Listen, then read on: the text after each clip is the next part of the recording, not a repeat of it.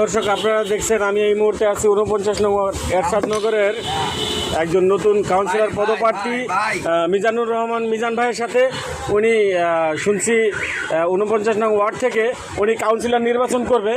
তো আসলে ওনার মতন একজন সৎ এবং কি সাহসী, বর্তমান জামানায় এরকম একজন সাহসী লোক যাকে এত ভারী ক্যান্ডিডেটের পাশে যে উনি যে ঠিক আছে একজন কাউন্সিলর নির্বাচন করবে, ঠিক আছে, আসলে এই জিনিসটা আমাদের ভাবাই খুব কষ্টকর।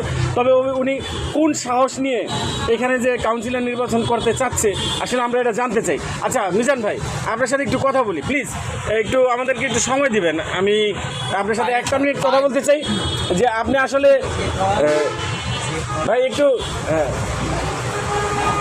ভাই আপনি যদি একটা 30 সেকেন্ড যদি সময় দেন প্লিজ, যে আপনি আসলে এই বর্তমানে এত